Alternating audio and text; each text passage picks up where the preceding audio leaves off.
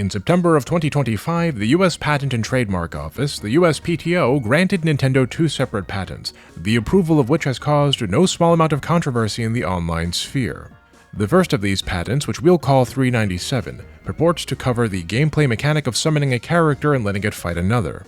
And the second of these patents, 387, covers riding and flying systems like the ones in Pokémon Scarlet and Violet.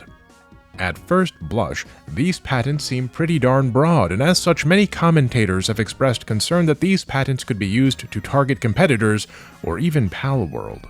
There have even been some pretty big legal names weighing in on the issue, so I thought, you know what, let's make a short video on the topic. Why not?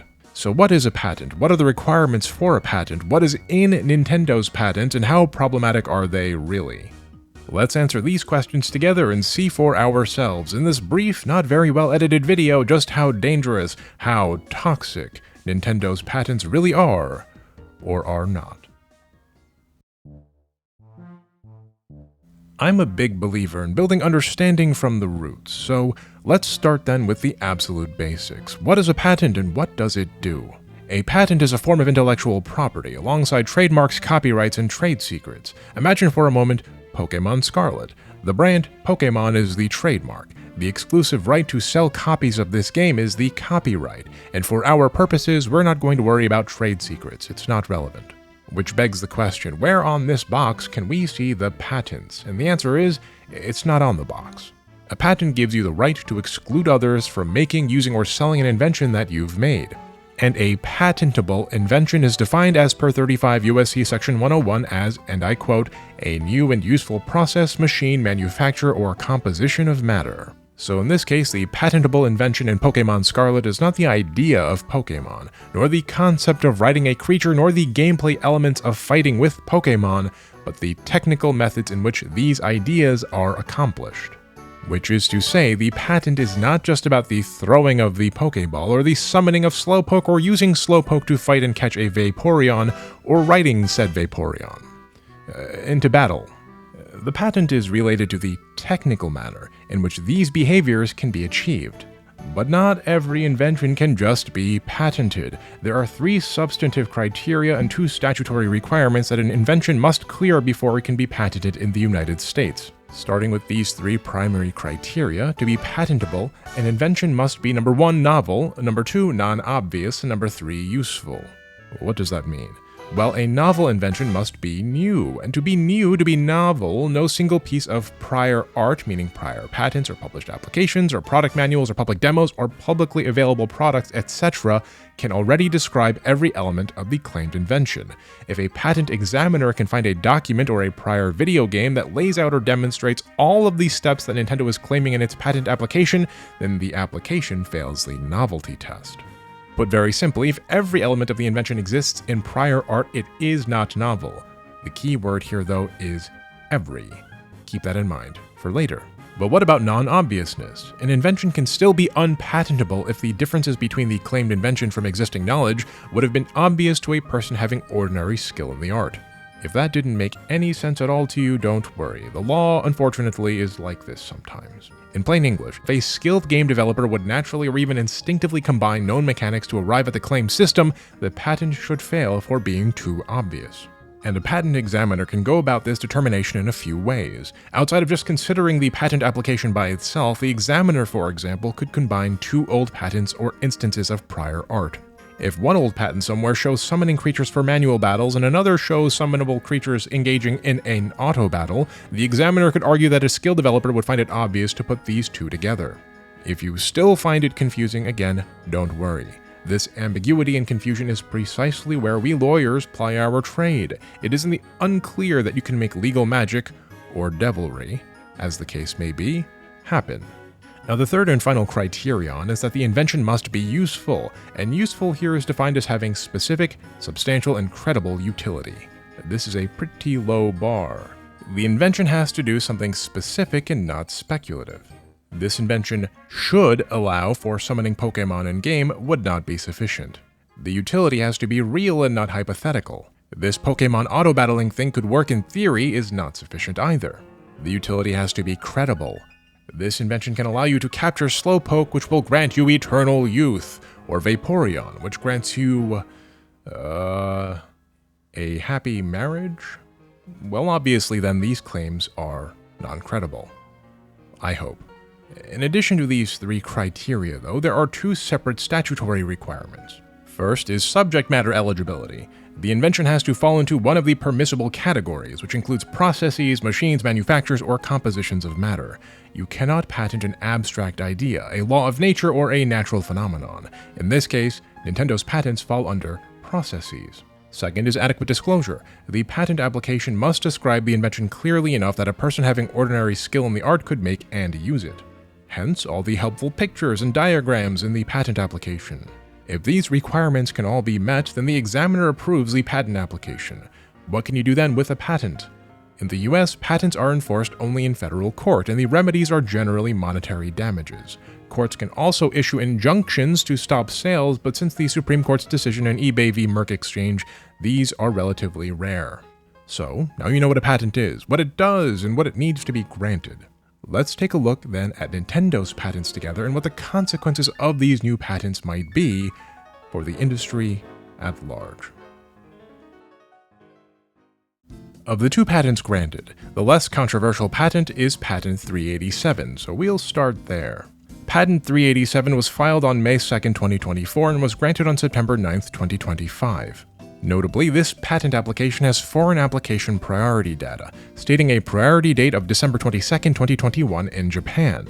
This means the patent was filed first in Japan all the way back in 2021. You will note that means that this patent's origin predates the Palworld lawsuit by almost 3 years.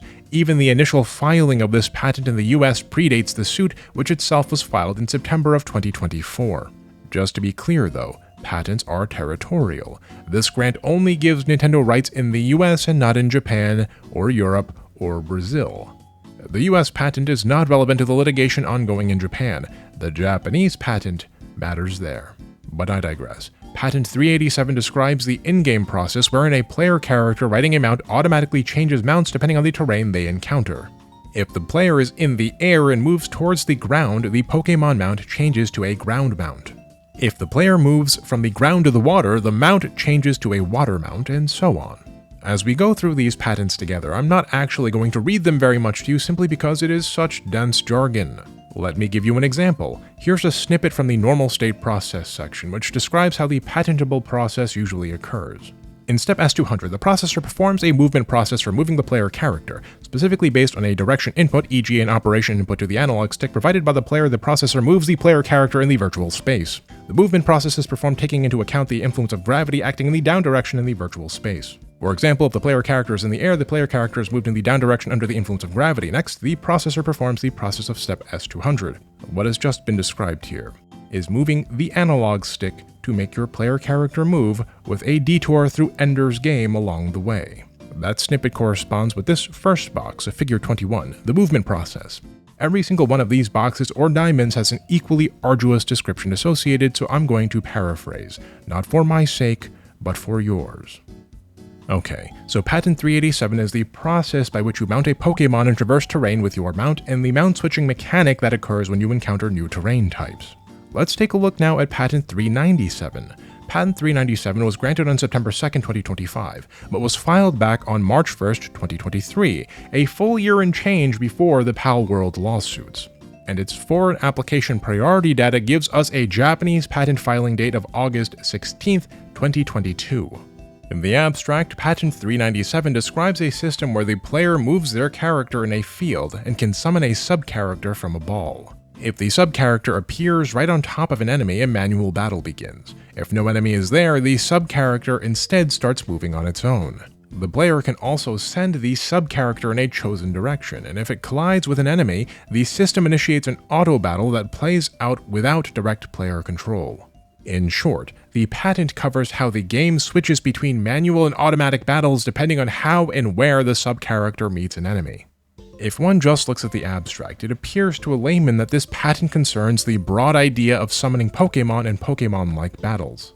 But there are steps here that very specifically draw attention to AI-controlled battle loops, amongst other steps which directly line up this patent not with general Pokemon battling, or even the more fluid battling of Pokemon Legends, but of the Let's Go feature added to Pokemon Scarlet and Violet in 2022, wherein you can release a Pokemon into the overworld and it battles wild Pokemon nearby. We now have an idea then of what each of these patents does, and some context as to how patents work in general. Let's get then to the heart of the matter, shall we? Are these patents really as problematic as they seem? And what have other legal observers misunderstood or miscommunicated here?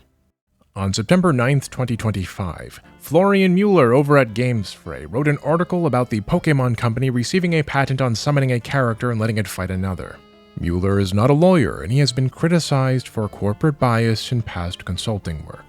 In the year 2025, GamesFray published 18 articles. Of those 18 articles, 14 are about Nintendo patents. Of the remaining 4, despite Nintendo not being relevant to any of those articles, Nintendo somehow gets mentioned multiple times in each one, often in a specifically disparaging manner. Now look, Nintendo talk brings in a lot of interest, don't I know it? But I think you get where I'm going with this, dear viewers. This reporting has a slant, a bias. It is not objective, nor is it intended to be objective, nor is it even being done by a lawyer. The reporting is being done by an IP consultant with a history of mercenary work. And this source material is what almost every single article on every single gaming news site cites to. If you're interested, by the way, in more objective patent-watching information, I'd recommend checking out Nintendo Patents Watch on Blue Sky, as well as the Nin Patents Watch WordPress site. I'll link both in the description for you. That said, some lawyers have weighed in on the matter as well, and I consider their input to be more authoritative. In an interview, for example, with PC Gamer, Kirk Sigman over at Banner Witkoff states concerning 397 that he strongly disagreed with the grant and that the claims were, and I quote, in no way allowable. Now let me be clear, Kirk Sigman is far more qualified than I am when it comes to patents, but I don't quite agree with the framing that Sigman uses in his analysis. The PC Gamer article states, and I quote, according to Sigman, USPTO records show that the allowance of the 397 patent was based on a review of a relatively minuscule number of documents, 16 US patents, 7 Japanese patents, and 1 article from Pokemon.com. Sigman states then, I have no earthly idea how the examiner could in good faith allow this application so quickly. But these statements strike me as being just a bit hyperbolic, and I wonder if perhaps the article itself might have framed Sigman's statements more dramatically than he had intended. We can examine the matter for ourselves by simply looking at another similar patent. Consider, for example, US Patent 11,872,488. This patent was filed by Korean mobile game maker Comtuos in September 7th, 2021, and was granted on January 16th, 2024. That's 2 years, 4 months, and 9 days, by the way. The Nintendo patent that was granted so quickly was filed on March 1st, 2023, and was granted on September 2nd, 2025, which is 2 years, 6 months, and 1 day. Which is to say, the Nintendo patent took 2 months longer than the Comtuos patent. But what does this Comtuos patent concern? Maybe it's very different. Well, in plain language, the patent covers an in-game process by which battles can play out automatically, but you can jump in at any time to take control. Funny that. Imagine an RPG with an auto feature by default, which lets you decide to step in, at which time the game switches to manual mode so that you can direct the action yourself. You might say, wow, that's incredibly general. Like a billion games do that. Isn't that prior art? What about, I don't know, like every single mobile game ever? Or Dragon Age, right? Well, on the surface, yes, but that's just it. Every patent looks like this on the surface to a layperson. As we will see, it is not that simple once you get into the details. Or how about this patent, US Patent 11,779,842, filed on September 7th, 2021, and granted on October 10th, 2023. That's 2 years, 1 month, and 3 days, almost a half a year faster than the so quickly Nintendo patent, right? What does it cover? Well, it covers the process of running an auto battle in the background of a game while you keep doing other things. Like your characters might be auto-fighting a dungeon, auto-building XP while you level them up in the UI. Again, this idea seems to have been around forever, and if you relied only on these layman's explanations, these patents seem, well, patently ridiculous. And you know what? Just for fun, let's look at this patent's references cited. The Nintendo patent cited to 16 US patents, 7 Japanese patent, and 1 article from Pokemon.com. A body of references that Sigman called a relatively minuscule number of documents. While this Comtuos patent cites to 6 US patents, 1 Korean patent, a YouTube video, the Idol Heroes fandom wiki, a Kotaku article, and 2 further fandom wiki pages on MapleStory.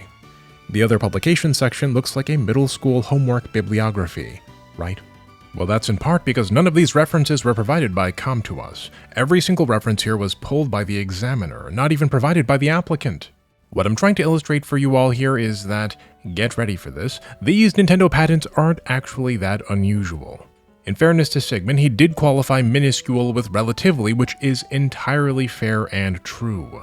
All of these patents do have a relatively small number of references, but that's video game patents for you. Software/tech patents often have these gigantic IDS, information disclosure statements, with hundreds of references of which an examiner might cite to like 40 of them. This is often specifically not the case with video game-related patents.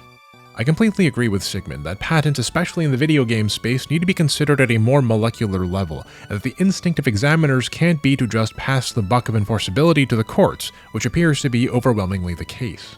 But I do not necessarily agree with Sigmund, or maybe more accurately, the framing of Sigmund's statements by PC Gamer, that Nintendo's patents are particularly problematic or especially terrible or unusual.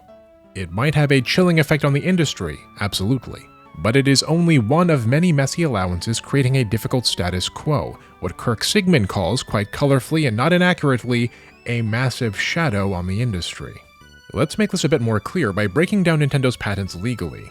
In so doing, we will see why the examiner granted these patents, what the consequences might actually be, and by proxy, why the US patent law system is such a mess. A patent must be novel, non-obvious, and useful. It also must be in a permissible category and adequately disclosed. Of the existing criteria, both 387 and 397 are indisputably useful in a permissible category and adequately disclosed. However, are 387 and 397 novel and/or non-obvious? Starting with novelty, let's review our standard. A novel invention is one wherein no prior invention, no prior art can already describe every element of the claimed invention. This works the other way as well. The patent only comes into effect if every element of the claimed invention is met. So what are our elements? For 387, the mount patent, our elements are as follows. 387 covers a video game control method where you directly control the player character in a virtual space, where the player character can board and ride different boarding target objects or mounts, which include a ground mount, a water mount, or an air mount. When the character riding an air mount descends to the ground, it automatically switches to a ground mount, and when the ground mount moves to the water, the game automatically switches it to a water mount.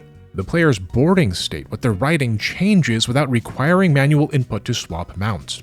Altogether, this patent thereby covers a method of automatic transition between mounts depending on environment/terrain. Do you see how specific these elements are? Every one of these must be met. The patent covers not the act of mounting, but the act of automatically transitioning mounts depending on terrain interaction. Which means the mounts in World of Warcraft having to be manually triggered for the right terrain are not relevant prior art for the purposes of novelty. Palworld's mounts, for that matter, would not be affected by this patent either, because Palworld's mounts are also manually triggered and not automatically triggered, nor modified, depending on terrain interaction. Now that said, here's where Kirk Sigmund's disagreement is primarily based in obviousness.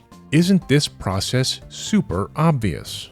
If you already have mounts for different terrains, then it makes sense to us gamers that if a mount encounters a new terrain, it should automatically switch.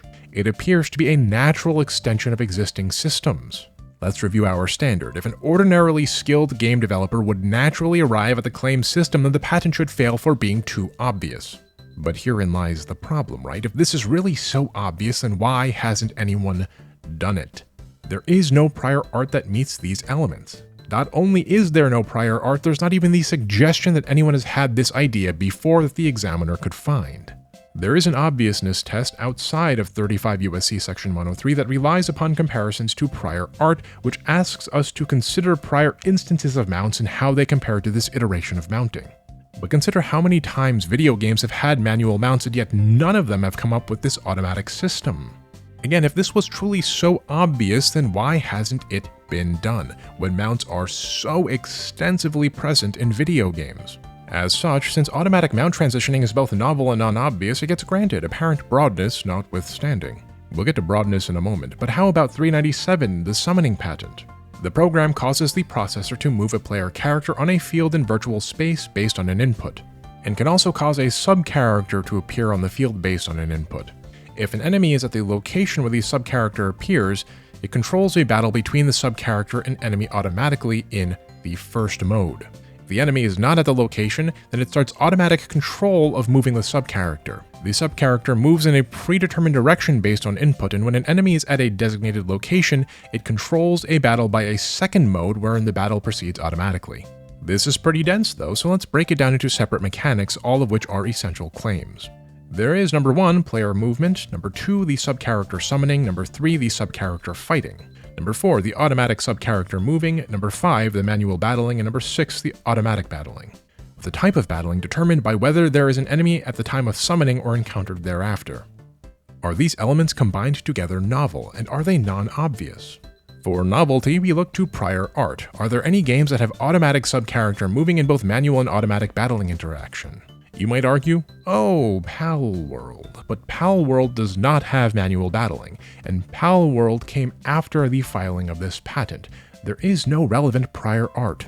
But 397 has a much higher bar to clear for obviousness. Or does it? Pokémon is the largest media franchise in the world, and its underlying mechanics have been copied many times. Yet despite hundreds of millions of combined Pokémon game sales and numerous monster catching and battling games, this manual and automatic battling system with a modeled and free-roaming sub-character has never been done before. The counter-argument here is that summon plus automatic battle already exists, and summon plus manual battle already exists, and as such it is an obvious combination of existing mechanics to put auto and manual together. That the ordinarily skilled developer would naturally come into this conclusion. But if it is so obvious, then why in the vast record of summoned auto and manual battles hasn't it ever been done? Again, Nintendo's opened the gate, and this mechanic now seems obvious. But adjudicating obviousness in hindsight is specifically disallowed, as held by the Supreme Court in the landmark Graham v. John Deere back in 1966, and reaffirmed by the Supreme Court as recently as KSR v. Teleflex in 2007. As such, an examiner could, and apparently did, determine that 397 was thereby both novel and non-obvious, even though the ultimate patent covers a process that appears to be quite broad. Yet you will note that none of the criteria we've discussed touch specifically upon broadness. Broadness is not a patent bar. A patent can be as broad or as not broad as it is, so long as the examiner determines that the patent application meets the other criteria. In so doing, patents can occasionally be granted that cast a massive shadow or have a severe chilling effect upon the industry. And though industry lawyers and the like hate that sort of thing, it is generally not the USPTO's concern and not the examiner's business. For an illustrative example, consider the infamous patent number 5,718,632 granted to Namco back in 1998. Oh, and just for fun, it was filed on November 27, 1995 and granted on February 17, 1998, which is 2 years, 2 months, and 21 days, which is almost 4 months shorter than the Nintendo patent. And it cites to only 3 US patents and 1 single foreign patent, but I digress. You get the point. Nintendo gets special attention because it's Nintendo. Anyway, this Namco patent granted in 1998 was a so-called killer patent. It gave Namco, in effect, a monopoly over minigames in loading screens, like the Galexian minigame in the loading screens of Ridge Racer. Ridge Racer! Remember that one? And for essentially 20 years thereafter, the duration of the patent, nobody was able to put minigames in loading screens except Namco. This is not the fault of the examiner per se. It is not even the fault of Namco. The problem is systemic weakness. The problem is that the US patent system in general is so poorly designed that it can on occasion create these killer patents which are simultaneously extremely overbroad, while also being generally enforceable.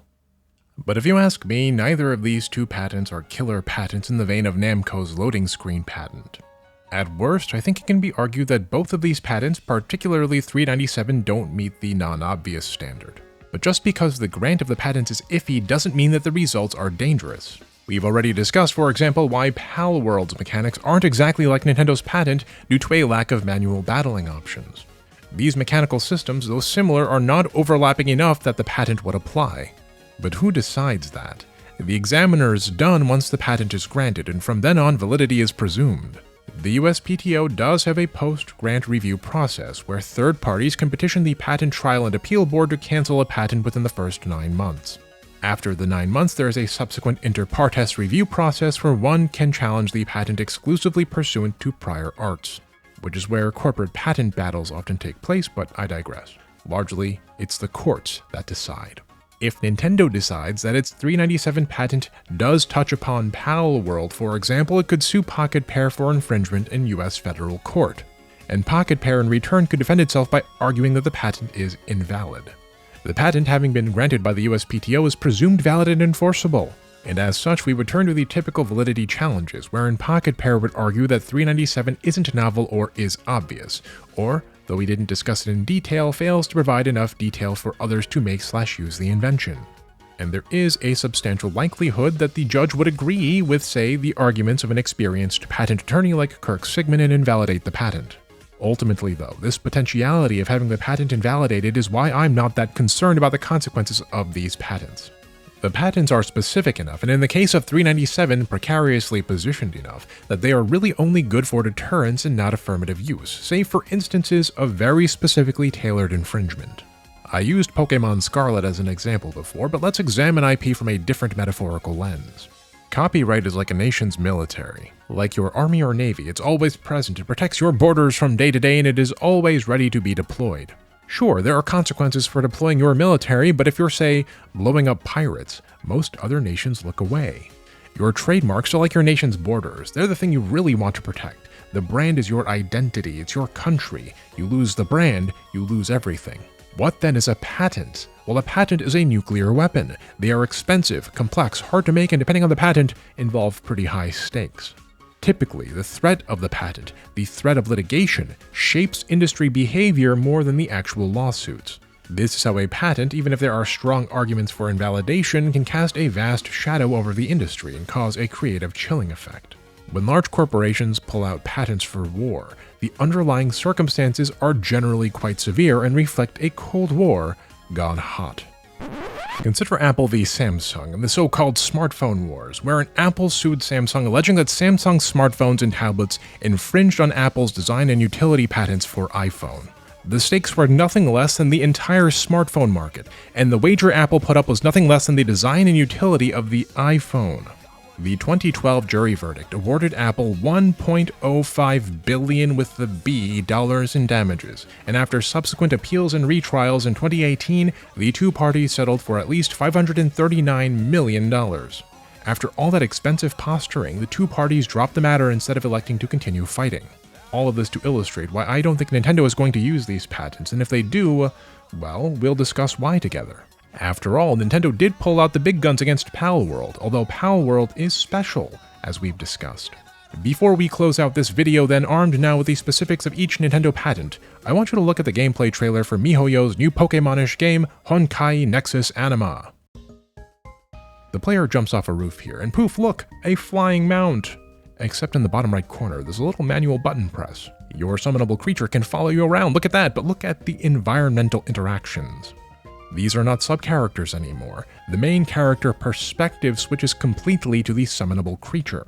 And how does battling work? Well, it doesn't appear to be a real-time automatic battle, it appears to be some kind of auto chess.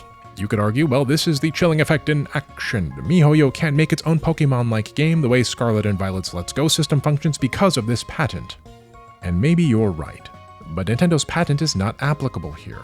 Nexus Anima, despite having some Pokemon-like characteristics, does not meet each of the claims of the patent, and indeed appears to rather consciously steer clear of getting even close to the claims of either. I'm certain that we will see many more Pokemon-like summoning battle games with cute and collectible creatures in the years to come. I can even foresee Palworld agreeing to a few provisions and settling with Nintendo, though we'll see what Sony says. And while we will always have to ask ourselves, would this game have had automatic mount transitions or manual and auto battling but for Nintendo's patent, that knife cuts both ways, doesn't it? Because before Nintendo's patent, apparently, nobody ever thought to do it. So has anything really changed? Now that we know this possibility exists, and we can replicate it with the patent's instructions, we can also explore new possibilities. And that, fundamentally, is why patents were invented to begin with. There are a lot of these deterrent patents out there. Nintendo, as an industry pioneer, has a lot of them, sure. But in the perpetual nuclear arms race of intellectual property, Nintendo, as a smaller country, so to speak, needs them. In the past, Nintendo had so many different patents that observers once stated that Nintendo could bring half the industry to its knees if it chose to enforce them. But it didn't. And it didn't because other players in the industry could start deploying their patent nukes too, which is to nobody's benefit. It's mutually assured destruction. Warner Bros. Has a patent for the Nemesis/rivalry system in the Shadow of Mordor series, which is in my opinion way more controversial and broad than these Nintendo patents on far flimsier pretenses. Microsoft straight up patented game achievement systems that accumulate points, but the elements of the patent are narrowly construed enough that despite the apparent massive breadth, the chilling effect has been limited. I think to an IP attorney, Nintendo's patents 387 and 397 are a bit of a stretch in the obviousness factor, and the fear of a potential chilling effect on the industry is not unwarranted. But I think the consequences will generally be quite limited. Even if Nintendo chooses to vicariously and enthusiastically enforce their patent rights, it's not like you have ever played a game that had automatic terrain-changing mounts or triggerable automatic and manual sub-character battling anyhow. You want it now because you've seen it's possible, and yet fundamentally, nothing has changed. My advice then, not legal advice of course, is to take it easy. If you care about patents and intellectual property law, don't get it from games media which has a profit motive to exaggerate and hyperbolize and make you angry. In other words, play games, but do not let games play you. I've been your host, Moony. Moon Channel donates 10% of its income to Doctors Without Borders, so I deeply appreciate your views, likes, and subscriptions. A special thanks to co-creator Larita Shine for the art and guidance, to Silva Gunner for the music, to Moon Channel's dearly beloved patrons without whom none of this would be possible, and of course, to viewers like you. Thank you, all, for tuning in to Moon Channel.